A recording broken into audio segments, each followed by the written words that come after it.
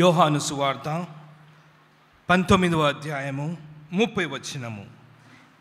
యేసు ఆ చిరక పుచ్చుకొని సమాప్తమైనదని చెప్పి తల వంచి ఆత్మను అప్పగించును.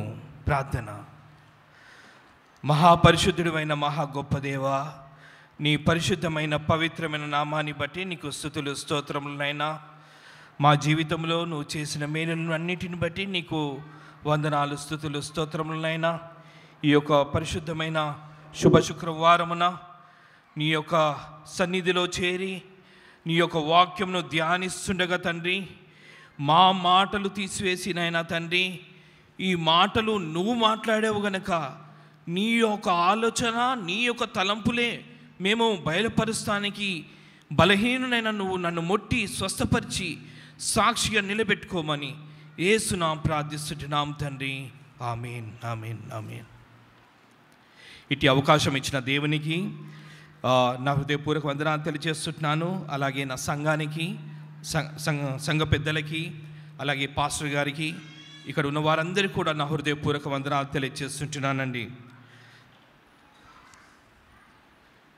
5 మాటలు, దేవుని 5 మాటలు కూడా అందరూ కూడా బాగా ప్రసంగించారు. పాస్టర్ కంటే గొప్పగా ప్రసంగించారు. నిజంగా దేవుడు మిమ్మల్ని ఆశీర్వదించింది కాక. కొంతమంది ప్రసంగం రాదన్నారు, పాస్టర్ కన్నా గొప్ప ప్రసంగాలు చేశారు. అలా ప్రసంగాలు చేశారు. అందుని బట్టి మీకు నా హృదయపూర్వక వందనాలు తెలియజేస్తున్నాను. నిజంగా మీరందరూ కూడా దేవుని చేత అభిషేకించబడ్డవారని నేను గ్రహిస్తూ ఉన్నానండి. ప్రతి ఒక్కరు కూడా పాయింట్ టు పాయింట్, ముగ్గురు ఒకరి రకంగా చెప్తే ఇప్పుడు 2 వేరే రకంగా చెప్పారు. దేవుడు మీ యొక్క అనుభవాన్ని చూసి దేవుడు మిమ్మల్ని ఆశీర్వదిస్తున్నాడని నేను అనుకుంటా ఉన్నానండి. దేవుడు మిమ్మల్ని దీవించును గాక. ఈరోజు రాయబడిన మాట, యేసు ఆ చిరక పుచ్చుకొని సమాప్తమైనదని చెప్పి తల వంచి ఆత్మను అప్పగించుకునేను. యేసు ప్రభు వారు 3.5 సంవత్సరాలు సేవ చేసింది. అదొక ఎత్తండి, అదొక ఎత్తు. ధన్యతలు చెప్పడము అదొక ఎత్తు. దేవుడు ప్రవచనాలు చెప్పడము అదొక ఎత్తు. బైబిల్ గ్రంథంలో ఈ 7 అక్షరాలు, ఈ 7 మాటలు సువర్ణాక్షరాలండి. సువర్ణాక్షరాలు, చరిత్రలో నిలిచిపోయే మాటలండి. దేవుని వాక్యము ఒక లెక్క అయితే, ప్రభు అయిన యేసుక్రీస్తు వారు శిలువ మీద పలికిన 7 మాటలు కూడా చాలా ప్రాముఖ్యమైనవండి, చాలా ప్రాముఖ్యమైనది. అందుకే మనమందరం కూడా ఈ 7 వచనాలు మనం ధ్యానిస్తున్నప్పుడు భయముతో వణుకుతో మనము పరిశీలించుకొని చెప్తా ఉంటామండి, పరిశీలించుకొని చెప్తా ఉంటాము. అందుకే ఈయన యేసు ప్రభు వారు చెప్పిన మాట సమాప్తమైనదని చెప్పి తల వంచి ఆత్మను అప్పగించెను. ఏది సమాప్తమైందండి? ఏది సమాప్తమైంది? ఆయన సమాప్తమయ్యాడా? కాదండి. He is not finished, it is finished. చాలామంది అనుకుంటున్నారు మీరు సిలువలో యేసు ప్రభు సమాప్తమైపోయాడు అనుకుంటున్నారేమో. ఆయన సమాప్తం కాలేదండి. ఆయన వచ్చిన పరిచర్య సమాప్తము చేయబడతా ఉంది. ఆయన యొక్క ప్రవచనాలు అన్నీ కూడా సమాప్తం చేయబడ్డా ఉన్నాయండి. పరిశుద్ధ గ్రంథంలో నేను అనుకుంటా ఉంటాను, ఎవ్వరికి లేని గొప్ప భాగ్యం అండి ఇది. పరిశుద్ధ గ్రంథంలో యేసయ్య గురించి మన ధర్మశాస్త్రమే కాదు, హైందవ ధర్మశాస్త్రంలో ఋగ్వేద అనే యొక్క గ్రంథంలో కూడా రాయబడి ఉందండి. తమసోమ సద్గమయ. అలాగే నేను చూస్తున్నప్పుడు కొన్ని వేదాలలో గమనిస్తున్నప్పుడు నేను గమనించానండి, తస్య ప్రజ ప్రతిరథ మేవ మర్ తమస్య ధర్మం మృత్యం.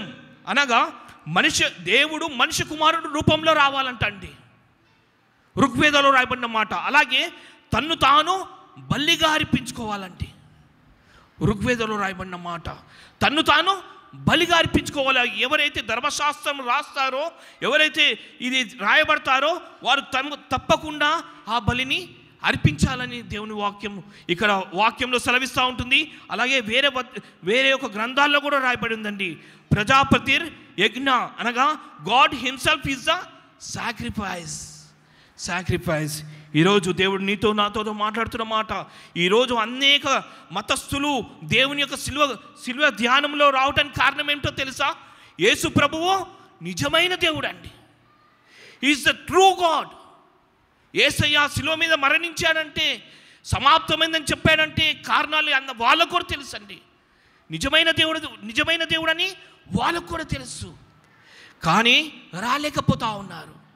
నిజంగా మీరు ఇంతకుముందు మాట్లాడారు, మన క్యారెక్టర్ ద్వారా, మన ప్రవర్తన ద్వారా, మన మాటల ద్వారా వారిని దేవుని సన్నిధికి తీసుకురావాలా. నిజంగా దేవుని సన్నిధికి తీసుకురావాలా. దేవుని ఒక వాక్యం సెలవిస్తూ ఉంటుంది. ఆయన తప్పికొనడం ఏందండి? నిజంగా ఆయన తప్పికొనడం ఏంది? దేవుని యొక్క వాక్యంలో సెలవిచ్చినట్టుగా ఆయన యొక్క బలులు నెరవేర్చడానికి వచ్చాడండి. మొట్టమొదటిగా దేవుని యొక్క రాకడ, దేవుడు ఆ శిలువ మీద మరణిస్తూ చెప్పిన మాట ఏమిటంటే, బలులు సమాప్తమైనాయండి. బలులు అవసరం లేదు ఇప్పటి నుండి. ఈ పస్కా పండుగ రోజు ఏమయ్యేదంటే, లక్షల మంది జనాభా ఆ ఒక పర్వతం మీద వస్తూ ఉంటారండి. యెరూషలేం దేవాలయంకి వస్తూ ఉంటారు. అప్పుడు బలులు అర్పించేవారు. ఆ సమయంలో లక్షల మంది జనులు మన పాపాలు క్షమించబడాలని బలులు అర్పించేవారండి.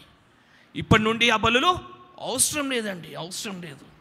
రెండవదిగా దేవుని యొక్క వాక్యం సెలవిస్తుంది, the power of Satan and the sin was finished. సాతాను యొక్క శక్తి, సాతాను యొక్క పాపం యొక్క శక్తి కూడా అంతా కూడా తొక్కివేయబడిందండి, తొక్కివేయబడింది. దానిని ఫినిష్ చేస్తానికి వచ్చాడండి. పాపాన్ని, ఆ శాపాన్ని అంతా కూడా ఆయన అనగదొక్కుతానికి, దాన్ని కంప్లీట్గా ఫినిష్ చేస్తానికి వచ్చినట్టుగా దేవుని వాక్యం సెలవిస్తూ ఉంటుంది. అలాగే మూడవదిగా చూసినట్లయితే, నశించిన దాన్ని వెదకి రక్షించుటకు ఆయన వచ్చాడని దేవుని వాక్యం సెలవిస్తూ ఉంటుందండి. ఆయన వాక్యం సెలవిస్తూ ఉంటుంది. నిజంగా ఈరోజు దేవుడు ఆ మాటలు అంటా ఉన్నాడంటే నిజం కారణం ఏమిటండి? తల దించుకున్నాడని వాక్యం సెలవిస్తుందండి. తల దించుకొని తన ఆత్మని అప్పగించుకోనేను. నేను ముగిస్తాను. తల దించుకోవాల్సిన అవసరం ఏముందండి? నిజంగా ఒక దేవాది దేవుడు తల దించుకోవాల్సిన అవసరం ఏముంది? సాధారణమైన వ్యక్తులు తప్పు చేసినప్పుడు ఏం చేస్తామండి? తల దించుకుంటాము. యేసు ప్రభు వారు ఏం తప్పు చేశారండి? నిజంగా ఆ శిలువలో ఆయన ఏం తప్పు చేశాడు? 3.5 సంవత్సరాల్లో ఆయన పరిచర్యలో ఏ ఒక్కడు కూడా ఆయనలా తప్పు కనుగొనలేదండి. పిలాతు ఏమంటాడంటే, ఈయనలో ఏ దోషము, ఏ తప్పు కనబడలేదు. చేతులు కడుక్కుంటాడు. ఈ శాపం మీద వచ్చింది కాక, ఈ పాపం మీ మీద వచ్చింది కాక అని చెప్తాడండి. ఈరోజు దేవుడు మాట్లాడుతున్న మాట సమాప్తమైనను. నువ్వు అనుకోవద్దు దేవుడు సమాప్తమైపోయాడు, అది కాదండి. ప్రవచనాలు నెరవేర్చడానికి వచ్చాడండి. బలులుగా పనులు ఆపేస్తానికి వచ్చాడని దేవుని వాక్యం సెలవిస్తూ ఉంటుంది. నువ్వు నశించిన దాన్ని వెదకి రస్తానికి, అది కంప్లీట్ చేయబడటానికి దేవుని యొక్క వాక్యం సెలవిస్తూ ఉంటుంది. తన ఆత్మ దేవునికి అప్పగించుకుంటాడు అన్నట్టండి. దేవునికి అప్పగిస్తూ ఉన్నాడు. చాలామంది అనుకుంటారు యేసు ప్రభు బల్లెలతో లేదా చంపేశారు అని అనుకుంటా ఉంటారు. ఆయనని చంపే వ్యక్తి ఎవరు లేదండి. దేవుడు తను తాను అప్పగిస్తేనే కనుక ఆయన మరణించలేడు. సమాప్తమాయను. ఈరోజు దేవుడు సమాప్తమైన మాటల్లో నీ పాపంలో కూడా సమాప్తమైపోవాలంటే, చీకటి జీవితం సమాప్తమైపోవాలా, పాత రోత జీవితం సమాప్తమైపోవాలా. ఇందాక బ్రదర్స్ నిజంగా దేవుని ఆత్మతో చెప్పారు, పాత జీవితం వద్దండి, సమాప్తం చేయబడాలా. ఇంకెంతకాలం ఈ పాత రోత జీవితము సమాప్తం చేయబడాలా. దేవుడు నీ పాపము నా పాపం చూసి తలదించుకుంటున్నాడండి. నిజంగా తలదించుకుంటా ఉన్నాడు. ఏ దేవుడు చేయని పని అండి, ఏ దేవుడు చేయని పని. తన ఆత్మ అప్పగించుకుని నన్ను రాయబట్టుతా ఉండే, అప్పగించుకుని నన్ను ముగిస్తా ఉన్నానండి. ప్రార్థన చేసుకుందాం.